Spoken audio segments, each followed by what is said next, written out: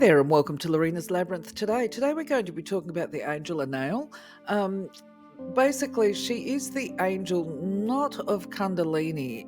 I've called it Kundalini for the purposes of YouTube censorship and that. But if you imagine the word sensuality, I'm going to refer to her as the angel of sensuality, although I've labelled her the angel of Kundalini. It's actually the word sensuality, but take out the N and S and put in the X, and you've got what we're actually talking about. But just to put this into perspective, so trigger warning here, when we talk about this type of energy, we're talking about passion. We're not talking about something distasteful. We're not talking about anything that is just distasteful, let's say that. So I have to be transparent with you here that this is a very important topic. It's a very, obviously it's about procreation anyway, but when we talk about Kundalini, we're actually talking about the life force. And we'll get into it further as we go through. But before we go into what she is, what she's about, and what her messages are, I just want to acknowledge, firstly, thank you for joining the channel. Welcome to the channel if you're a newbie. We have an entire series of angel videos going up on the angel playlist. And just to let you know that I will be approaching this subject with all the sensitivity and respect that it's due, because it's an important, as I say, part of life, an important energy, and it's vital for life force. So in the first instance, Anael is actually associated with the planet Venus, which is all things feminine. If you know anything about your planetary energy and the astro and that kind of thing, that I was saying men are from Mars, women are from Venus. I'll let you do your research on that. Either way, what I tried to do when I've created this image that you see here is to create something that reflects femininity, sensuality, in tasteful ways. However, the word has become such a dirty word these days as far as social acceptance goes that it's a little bit stark, really. AI generators block anything that might, whatever, when you're trying to actually create an image that's appropriate to her. However, I would say that attractive, sultry, fiery, bit of a siren was what I was trying to create here, to reflect the ignition of passion, shall we say. This is what I was trying to create with her, but nothing was acceptable, and I really didn't want to have her coming out looking like the queen of some kind of lewd festival. So anyway, I shall leave it to your imagination. Now, what else can I add here? Okay, so what I will add is that her goals of creation are this opening of the chakras through joy and vitality, okay? Now, we're not talking about opening one chakra, we're talking about opening all of the chakras simultaneously. And we do this through harnessing the energy of the Kundalini. And what can I say about that? With the Kundalini, once we've mastered that energy, this becomes a vital, oh gosh, what is the word that is escaping me? A vital connection mechanism, shall we say? I'll explain it to you more in one of the upcoming slides, what exactly I mean by this.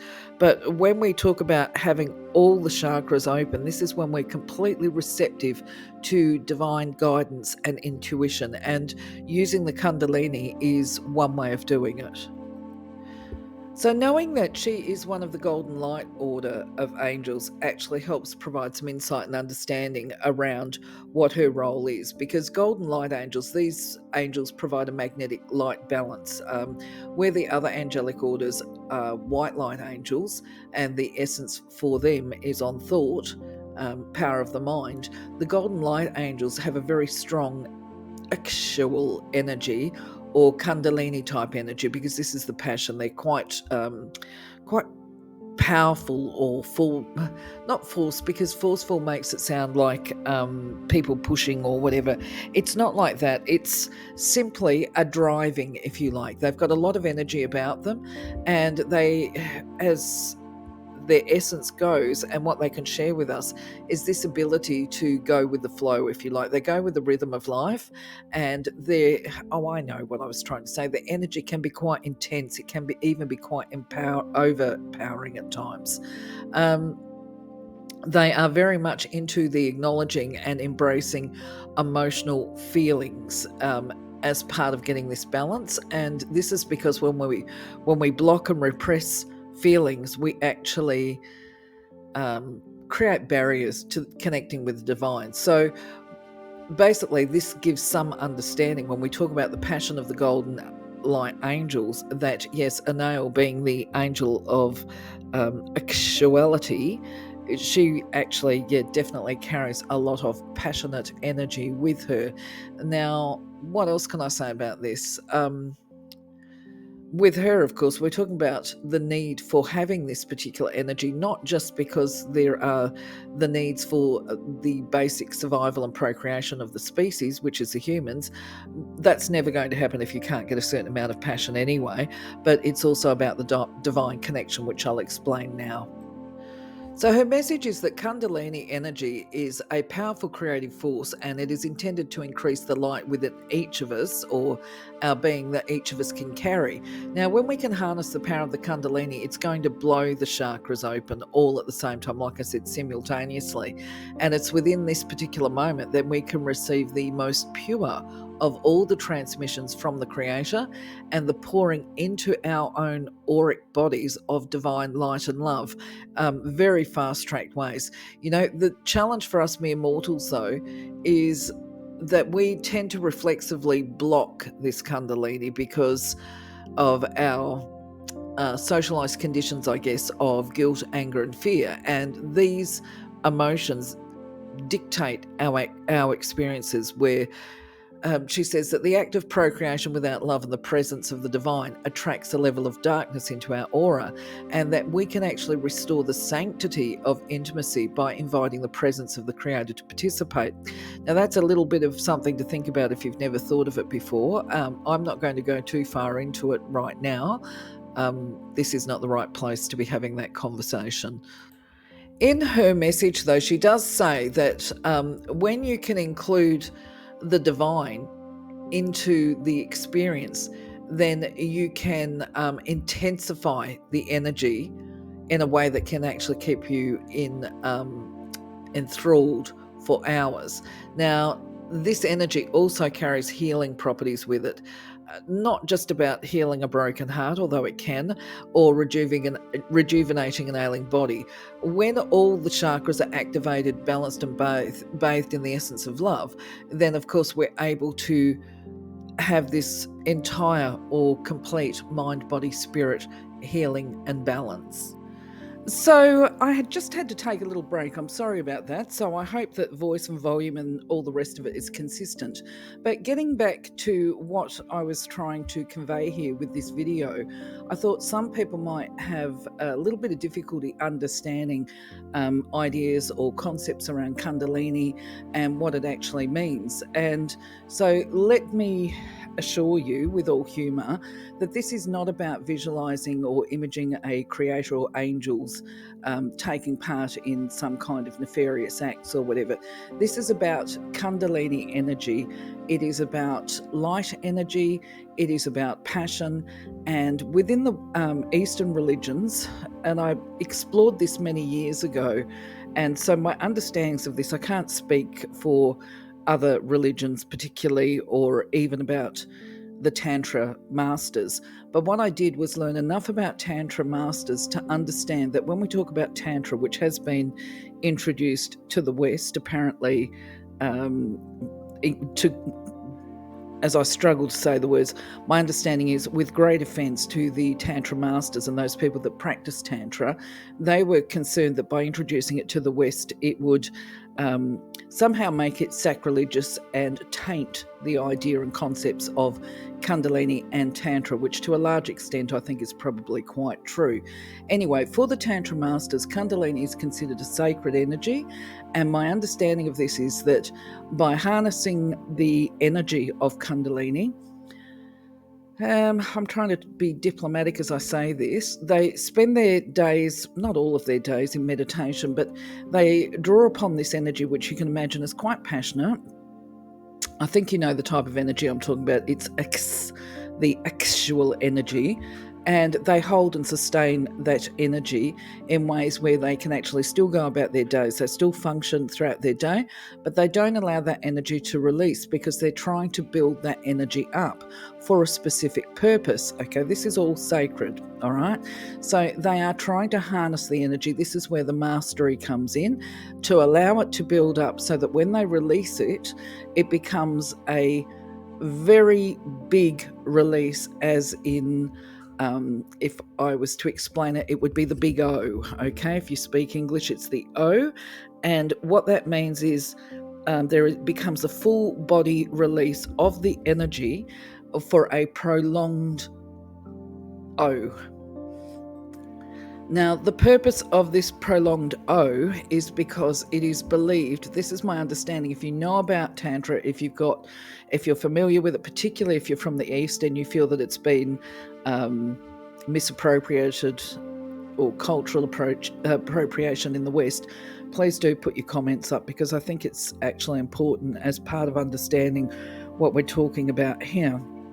But by having this sustained state, they believe that this is when their divine guidance comes through, and that they're able to access the divinity and wisdom, shall we say, the source of all wisdom can download during that state.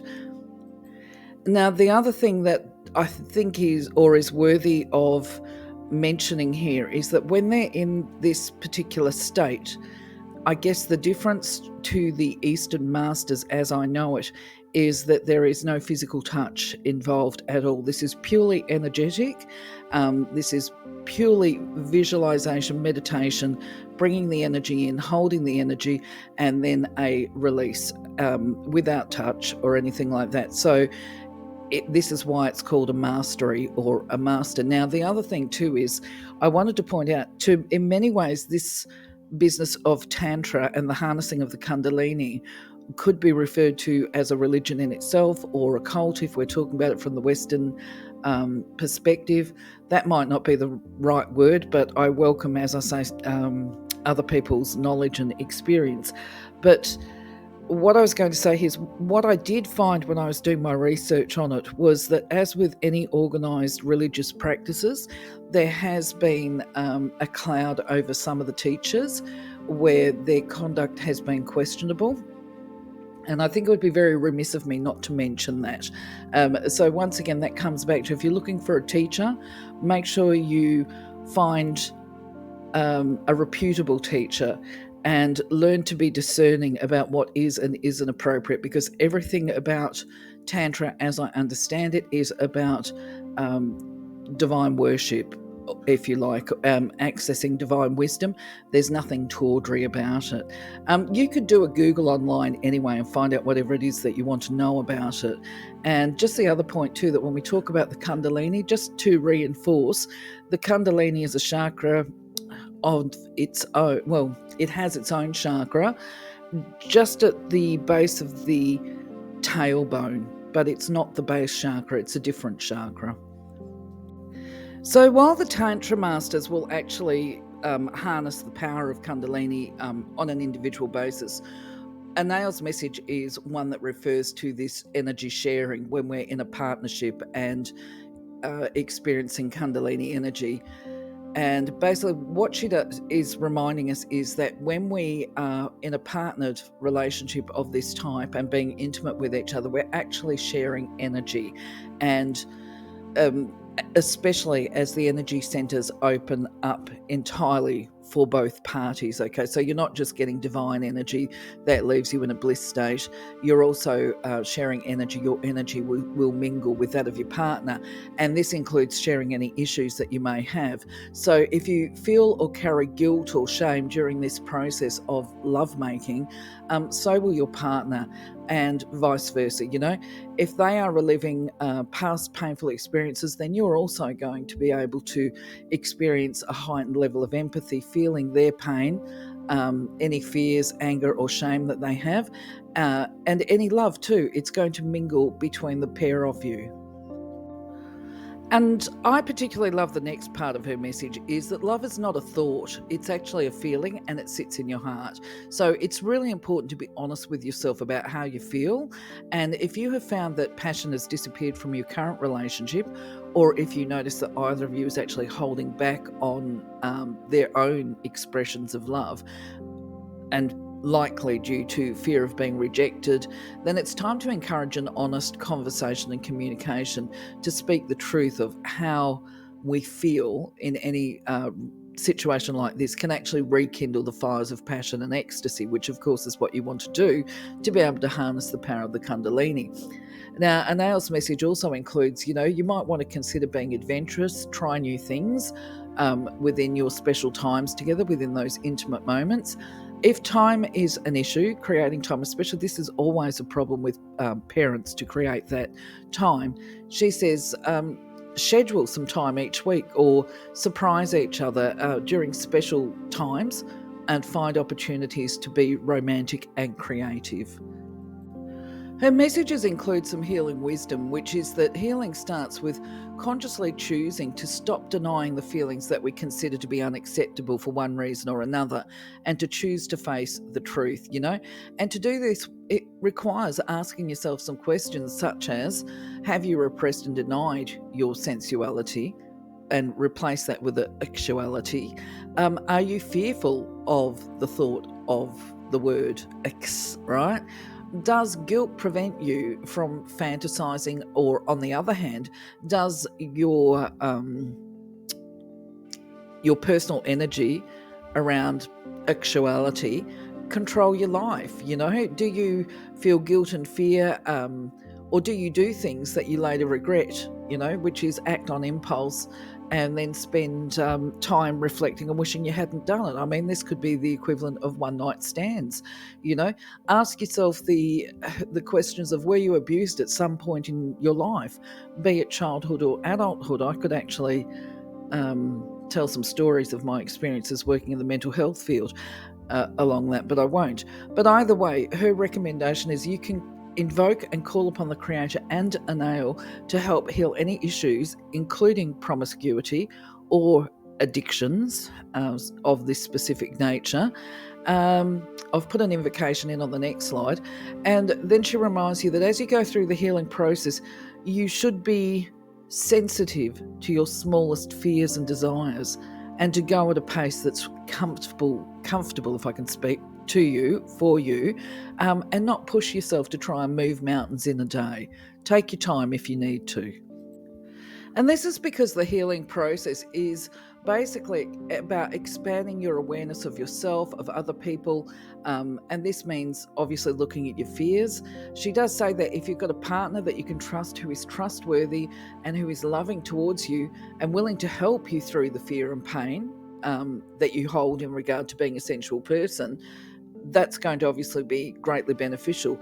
But at the same time, there's other questions you can ask yourself, which is, what might you want? What might you not even know at first what you want? You might not even know what you like, what you enjoy.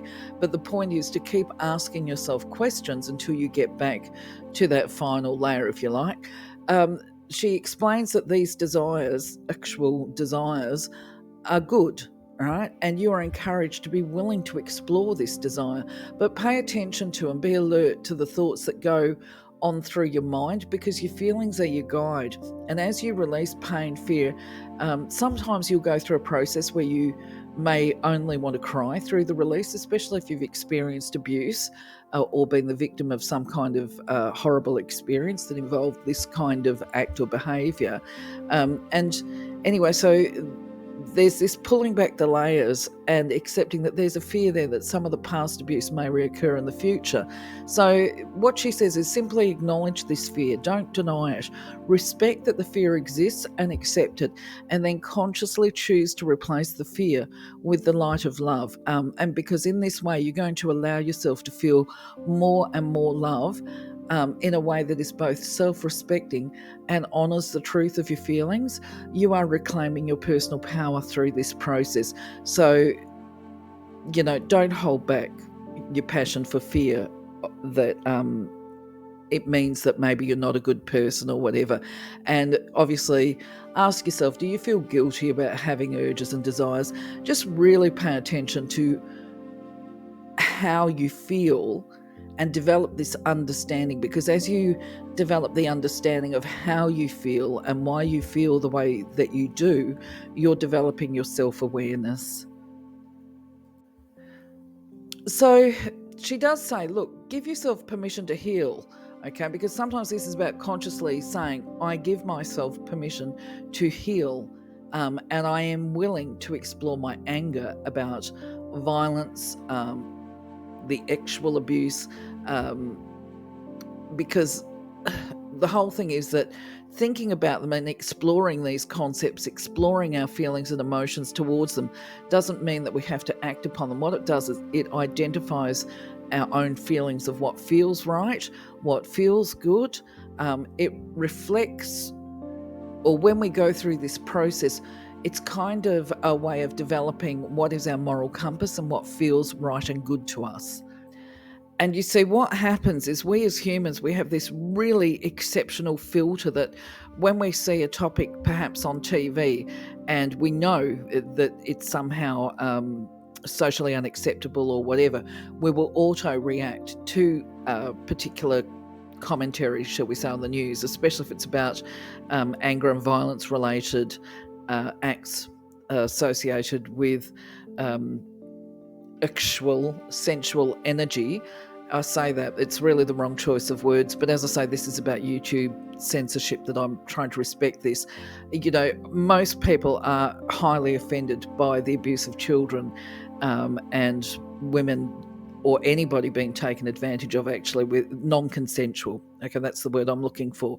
But instead of just automatically jumping to the I don't want to hear, I don't want to know, that doesn't mean, if you say I am willing to listen, doesn't mean that you condone the behavior. It means that you're willing to explore why it is you feel the way that you feel and what does this represent to you. So what she's saying is basically explore your emotional responses, you know, and it might be a case, I'm just putting my own on here, perhaps the guidance for this is because when we actually explore how we feel about a topic such as this, particularly if it's offensive, then we're able to articulate and emotionally express or verbally express what it is about that scenario that we find to be offensive, or where it has deviated from divine intention, shall we say.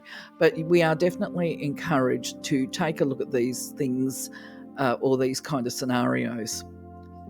And on the other hand, it's also about establishing what we are comfortable and what we aren't when it comes to acting out our own fantasies. And so this can be, you know, often you hear people talking about the fact that, oh dear, I've got to be so careful. I'm just going to go in for it and hopefully not get censored badly or cop a lot of flack for this.